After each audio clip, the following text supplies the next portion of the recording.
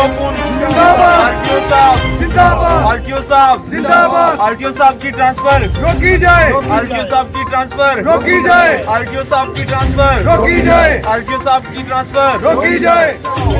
जो यूटी सरकार होश में आओ, एलजी इंतजामिया एलजी इंतजामिया होश में आओ, होश में आओ, एलजी इंतजामिया होश में आओ, होश में आओ। एआरटीओ पुंछ जिंदाबाद। अंसर राना को वापस करो वापस करो, वापस करो, अंसर राना को वापस करो वापस करो, वापस करो। जैसे कि हमने रात की नींद में रात की आगोश में सोए हुए थे, जैसे कि एलजी इंतजामिया इससे पहले भी अपने इमैच्योर डिसीजंस ले रही है पिछले काफ़ी अरसे से, तो उसी की एक कड़ी के तहत जब लोग रात को घरों में सोए थे तो एक आर्डर निकलता है जिसमें पुंछ से एक इंतहाई ईमानदार ऑफिसर एआरटीओ पुंछ, जो खास तौर से मैं कहूँगा ट्रांसपोर्ट तबके से लेके आम गरीब लोगों के दिलों की धड़कन बन चुके थे, जिन्होंने पुंछ में आके ट्रांसपोर्ट के निज़ाम को, ट्रांसपोर्ट के सिस्टम को, महकमा नकलो हमल को स्ट्रीमलाइन करने की कोशिश की थी।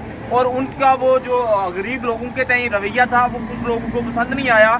उन लोगों ने मिलके जो सरकार से ऐसा एक काम करवाया कि वो सरकार ने जो मैं कहूँगा इन डीप स्लम्बर जो है एआरटीओ साहब की ट्रांसफ़र का डिसीजन लिया। हम ड्राइवर एसोसिएशन की जानिब से, ट्रांसपोर्ट एसोसिएशन की जानिब से और आम आवाम की जानिब से सरकार के उस फैसले की मुखालफत करते हैं। सरकार के उस फैसले के खिलाफ जो है आज यहाँ पे ट्रांसपोर्ट एसोसिएशन से लेके आम आदमी तक, ये हमारे साथ पंचायत के रिप्रेजेंटेटिव खड़े हैं, पंच सरपंच खड़े हैं हमारे साथ, और ट्रांसपोर्ट एसोसिएशन के लोग खड़े हैं, ड्राइवर हजरात खड़े हैं।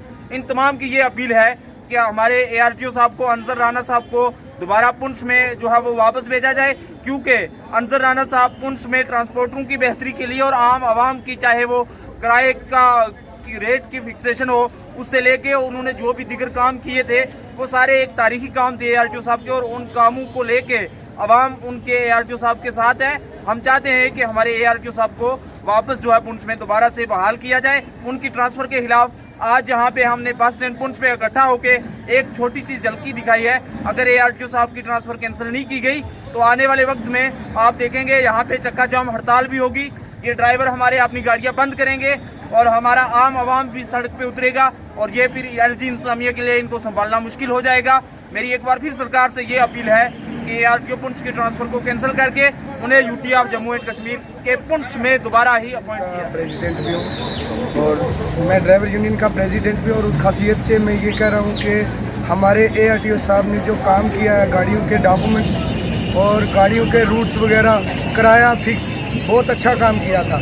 और उनको 1 साल भी नहीं हुआ अभी पूरा, और 1 साल से पहले ही उनको उठा दिया।